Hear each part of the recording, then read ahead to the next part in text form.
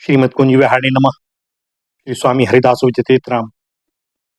आज भक्त चरितमाला में चरित्र स्मरण पयहारी श्री कृष्णदास जी का, जो वैराग्य की बड़ी अद्भुत रीति का पालन करते थे और अन्न को त्याग कर केवल दूध का पान करते हुए उन्होंने भजन किया। इसीलिए इन्हें पयहारी के नाम से प्रसिद्धि मिली। जिसके सिर पर इनका वरद हस्त रख दिया गया, अर्थात जिसको इन्होंने अपना लिया, बस उससे इन्होंने भी कभी याचना नहीं की और उसे भी कभी किसी से याचना करनी नहीं पड़ी, वरन वह भगवत पद मोक्ष का अधिकारी बन गया और सांसारिक शोक मोह से सदा के लिए छूटकर अभय हो गया। श्री कृष्णदास पयहारी जी महाराज भक्ति में तेज के समूह थे। इनमें अपार भजन का बल था। बाल ब्रह्मचारी योगी होने के कारण ये ऊर्ध्वरेता हो गए थे। भारतवर्ष के छोटे बड़े उस समय जितने राजा महाराजा थे, सभी इनकी वंदना करते थे। दधीची वंशी ब्राह्मणों के वंश में उत्पन्न होकर इन्होंने भक्ति प्रताप से भक्तों के हृदय कमल को बहुत सुख दिया।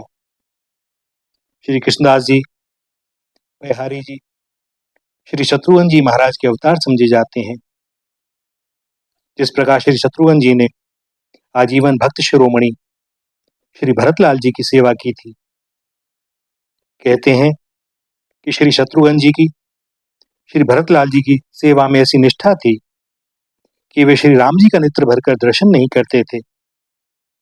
उन्हें भय होता था कि कहीं मैं श्री राम जी की छवि टकटकी लगाकर देख लूंगा तो सुध-बुध ना खो उठूं, और अगर मेरी सुध-बुध खो गई तो फिर मेरे सेवा धर्म में त्रुटि आ जाएगी।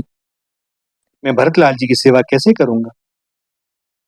संत सेवा में किंचित मात्र भी अंतराय न आ जाए, इस भयवश श्री भगवत दर्शन को भी गौर समझना संत सेवा निष्ठा की पराकाष्ठा है।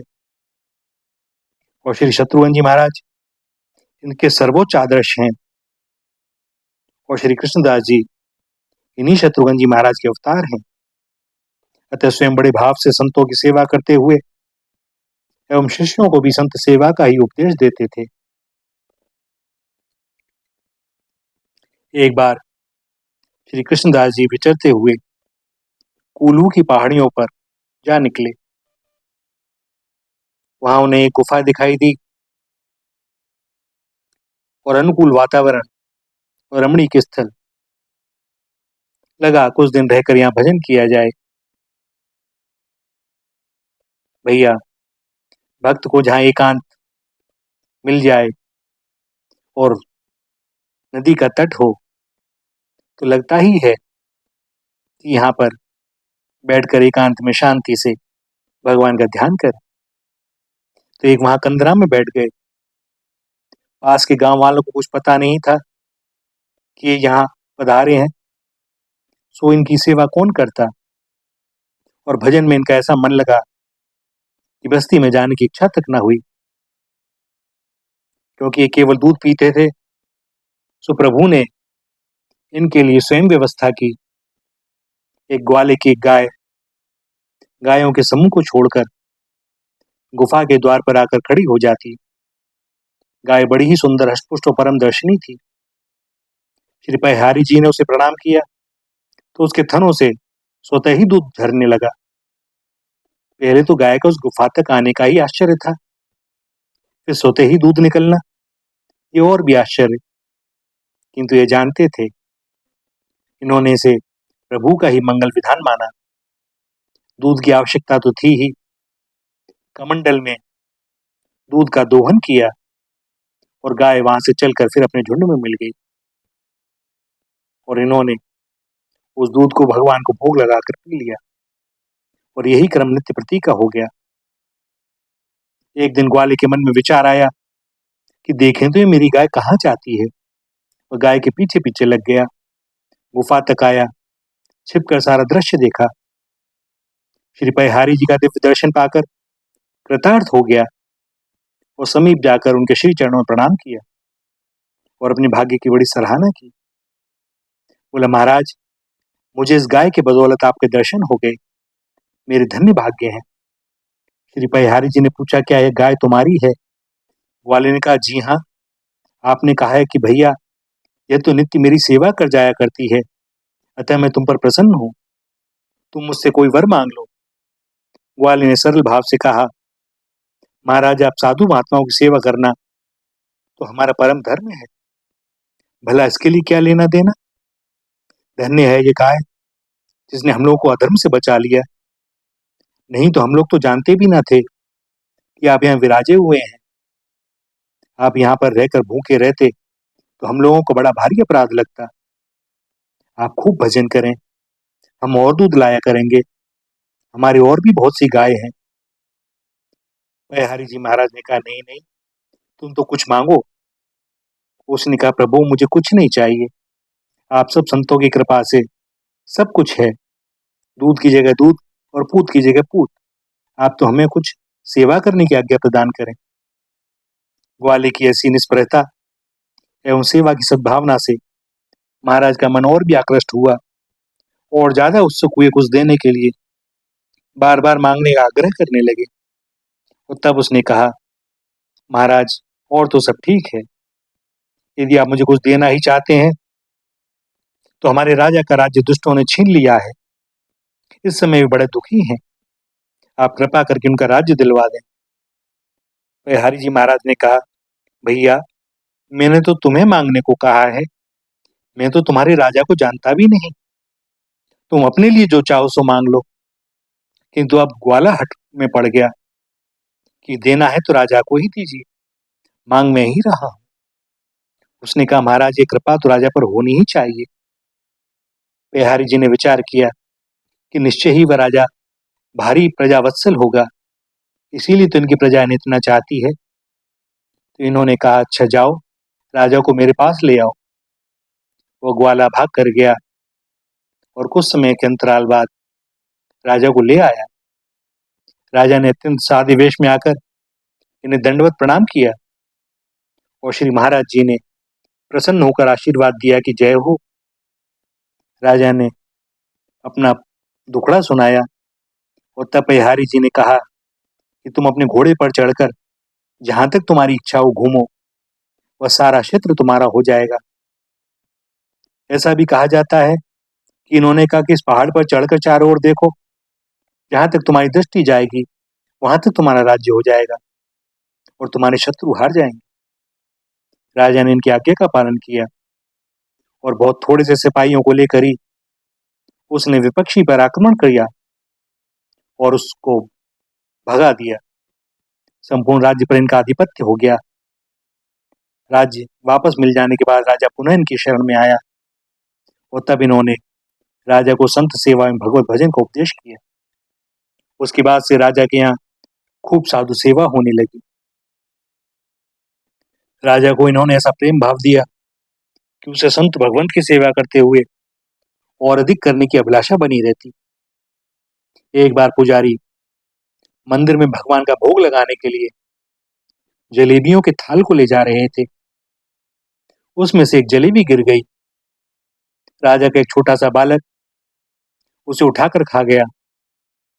यह देखकर राजा के मन में बड़ा भारी दुख हुआ कि बिना भोग लगे ही इसने खा लिया। उन्हें क्रोध आ गया और वह तलवार लेकर अपने राजकुमार को मारने के लिए उठे। संत एक देख रहे थे। उन्होंने समझ लिया कि भगवान की निष्ठा के आवेश में राजा निरपराध कुमार को मार डालेंगे, अतः दौड़ कर आए, राजकुमार को उठाकर अपनी गोद में छिपा लिया और बोले, राजन, आप यह क्या कर रहे हो? आप हमारे लड़के को मारने जा रहे हैं? राजा ने कहा, यह लड़का आपका है? संत ने कहा, हाँ महाराज, हमारा तो है ही। जब आप सब कुछ संतों का समझते हैं तो आप लड़के को अपना क्यों समझते हो? और जब सब हमारा ही है तो फिर इसे मारने का अधिकार आपको रहा कहाँ? राजा के नेत्र झुक गए, हाथ शिथिल हो गए और बोले, अच्छा महाराज, आपका है तो हम नहीं मारेंगे। और यह विचार कर राजा मन ही मन बड़ा प्रसन्न भी हुआ कि हम संतों ने वास्तव में हमारी वस्तु को अपना मान लिया है। भैया, हमारी कथनी और करनी में कितना भारी अंतर होता है, इस बात पर विचार करके देखें कभी। आमेर के राजा पृथ्वीराज जी जयपुर गलता नदी के तारानाथ नाम के एक सिद्ध कनफटा योगी के शिष्य थे, और उनकी पत्नी बालाबाई पिता के घर से ही श्री कृष्णदास जी परिहारी की शिष्या थी। कनफटा श्री रानी को भी अपनी शिष्या बनाना चाहता था, परंतु रानी ने मना कर दिया। तब उसने राजा के द्वारा कहलवाया। रानी ने तब भी मना किया।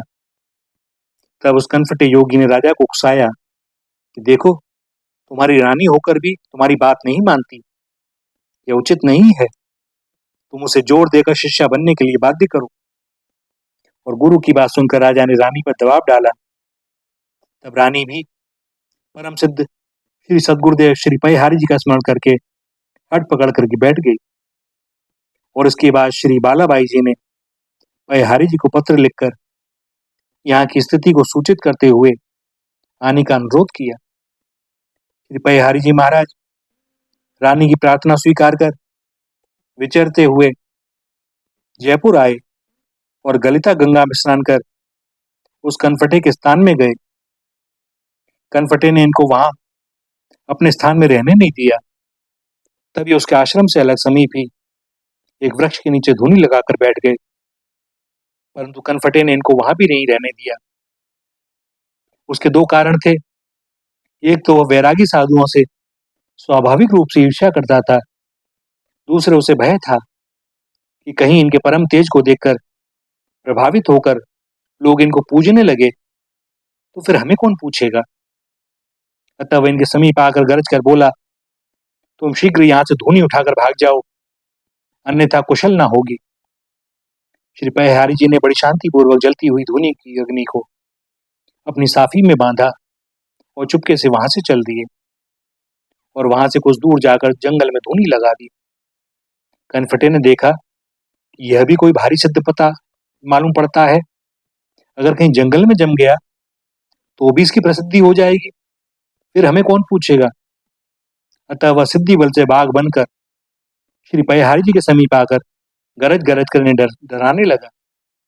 परंतु जब यह गरजने से नहीं डरे तब वह इनके ऊपर गर्जन करते हुए झपटा भी। और श्री परिहारी जी ने हाथ बढ़ाकर कहा, क्या गधे की तरह रैंक रहा है? भला द्वार पर आए अतिथि को एक दिन भी विश्राम नहीं करने देगा, बाहर वृक्ष के नीचे भी नहीं रहने देगा, या जंगल में भी आकर विघ्न करता है। इतने पर भी तू बाघ बनकर गरज रहा है। तू बाघ बनने लायक नहीं है, तू गधा बन जा। और श्री परिहारी जी कितना कहते ही वह गधा बन गया। यह देखकर उस कनफटे के शिष्य कनफटे बड़े ही विस्मित हुए और इतने में देखते हैं कि सबके कानों में से मुद्राएं निकल निकल कर श्री परिहारी जी के पास इकट्ठी हो रही हैं। सभी सिद्ध कनफटे योगी जोर लगाकर हार गए, परंतु वे न तो अपनी मुद्रा ही संभाल सके और ना ही अपने गुरु को गधा से मनुष्य ही बना पाए। फिर क्या था, प्रसिद्धि ऐसी फैली कि आमिर नरेश पृथ्वीराज जी नित्य प्रति जो अपने गुरु का दर्शन और उपदेश सुनने आते थे, वे भी बड़े दीन होकर श्री परिहारी जी के चरणों में पड़कर उन्होंने विनय करने लगे कि महाराज, जो भी उचित दंड आप देना चाहें हमें स्वीकार है, परंतु हमारे गुरु जी को गधा से मनुष्य बना दीजिए। और परिहारी जी ने कहा, अच्छा जाओ उन्हें लेवा लाओ। अब कनफटों ने कहा, आपने तो कह दिया, लेकिन हमें वो मिलेंगे कहाँ? तब इन्होंने कहा, देखो कहीं गधों में घास चर रहे होंगे। अब वे बोले, तो पर हम उन्हें पहचानेंगे कैसे कि वे हमारे गुरुजी हैं? तब इन्होंने कहा, ध्यान से देखना, कान फटे होंगे। कान फटे गए, खोज कर कान पकड़ कर ले आए। श्री परिहारी जी ने पुनः कृपा करके उसे मनुष्य बना दिया और आज्ञा दी कि आज से कनफटा हमारी धूनी में नित्य प्रति काष्ठ लाकर डालेंगे और मेरी धूनी चेतावेंगे। सबने आज्ञा शिरोधार्य की और आज तक कनफटा उस आज्ञा का पालन करते हुए श्री पयहारी जी की धूनी में लकड़ी डालते हैं। इस प्रकार श्री पयहारी जी का परम पावन श्वास आज तक प्रसिद्ध है। श्री पृथ्वीराज जी ने जब देखा कि जब हमारे कनफटा गुरु अपना ही उद्धार करने में असमर्थ हैं, तो ये हमारा उद्धार क्या करेंगे, क्योंकि गुरु तो समर्थ होना चाहिए। अतः श्री पृथ्वीराज जी भी सर्वतोभावेन सर्वस्व समर्पण करते हुए श्री पयहारी जी के शिष्य बन गए और श्री पयहारी जी ने भी इनके ऊपर खूब कृपा की। भैया, भक्तों के जीवन में जो चमत्कार होते हैं वे भगवान के चाहने पर ही होते हैं, अन्यथा कोई भी भक्त नहीं चाहता कि उसके द्वारा किसी चमत्कार का प्रदर्शन हो, और जो प्रदर्शन करना चाहते हैं वे वास्तव में भक्त नहीं। श्री राधा, श्री राधा, श्री राधा।